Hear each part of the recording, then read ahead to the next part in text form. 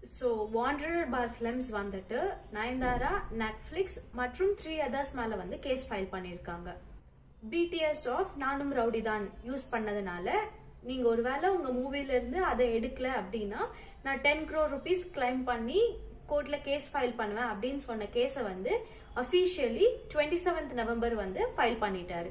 இந்த கேஸோட ஒரு குட்டி ஸ்டோரி என்னன்னு பார்த்தோம்னா, நயன்தாரா மேம் வந்து அவங்களோட documentary beyond the fairy tale அதுல வந்து பிடிஎஸ் ஆஃப் நானும் ரவுடி தான் வந்து யூஸ் பண்ணிருக்காங்க. அதுக்கு ஆல்மோஸ்ட் 2 years-ஆ தனுஷ் கிட்ட இவங்க வந்து நோ அப்ஜெக்ஷன் சர்டிபிகேட் கேட்டு வெயிட் பண்ணிட்டு இருந்திருக்காங்க.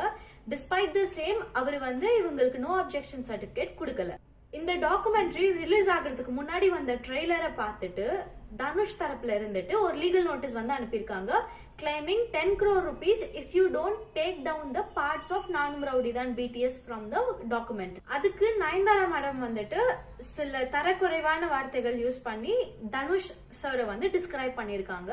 அது மட்டும் இல்லாம அவங்களோட டாக்குமெண்ட்ரியில பிடிஎஸ் ஆஃப் நானும் ரவுடி தான் ஓட தான் அந்த டாக்குமெண்ட்ரி ரிலீஸும் பண்ணிருக்காங்க. சோ டெக்னிக்கலி பார்த்தோம்னா தனுஷ் தான் வந்து இந்த படத்தோட ப்ரொடியூசர். சோ அவருக்கு தான் வந்து எந்தெந்த சீன்ஸை எந்தெந்த இடத்துல ஃபியூச்சர்ல யூஸ் பண்ணும் அப்படின்னு டிசைட் பண்ற ரைட் வந்து தனுஷ் கிட்ட தான் இருக்கு.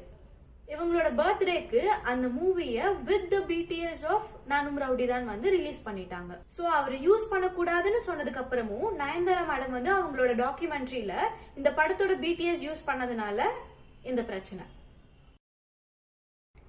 சோ இன்னைக்கு என்ன ஆச்சுன்னு பார்த்தோம்னா, லீவ் டு சூ அப்ளிகேஷன் வந்து ஃபைல் பண்ணியிருந்தாங்க. இந்த லீவ் டு சூ எதுக்குன்னு பார்த்தோம்னா, நெட்ஃபிளிக்ஸோட ரெஜிஸ்டர்ட் ஆஃபீஸ் வந்துட்டு மும்பைல இருக்கு. சோ சென்னையில இருக்க கோர்ட்ல வந்துட்டு கேஸ் ஃபைல் பண்றதுக்காக லீவ் டு சூ அப்ளிகேஷன் வந்துட்டு ஃபைல் பண்ணிருந்தாங்க.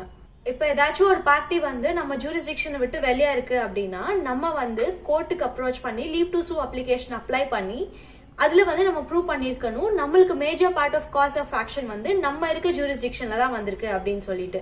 நம்ம கேஸ்ல பார்த்தோம்னா சென்னையில இருக்கும், நெட்ஃபிளிக்ஸோட ரெஜிஸ்டர்ட் ஆஃபீஸ் வந்துட்டு மும்பைல இருக்கு. சோ நம்ம கோர்ட்டுக்கு அப்ரோச் பண்ணி ப்ரூவ் பண்ணிருக்கணும் நம்மளோட major part of cause of action வந்து சென்னையில தான் இருந்திருக்கு அப்படின்னு சொல்லிட்டு.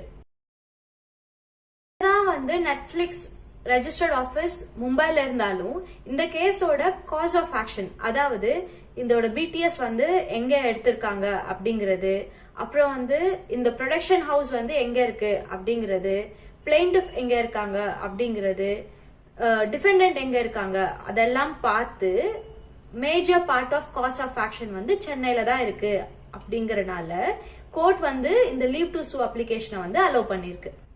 இதுக்கப்புறம் பெருசா ஒன்றும் இல்லைங்க, அந்த சூட் வந்துட்டு நம்ம மெட்ராஸ் ஹைகோர்ட்லயே ஹியரிங்க்கு வரும், அவ்வளவுதான். இந்த கேஸோட லீகல் அப்டேட்ஸ் தெரிஞ்சுக்கிறதுக்கு மறக்காம ஃபாலோ பண்ணிக்கோங்க.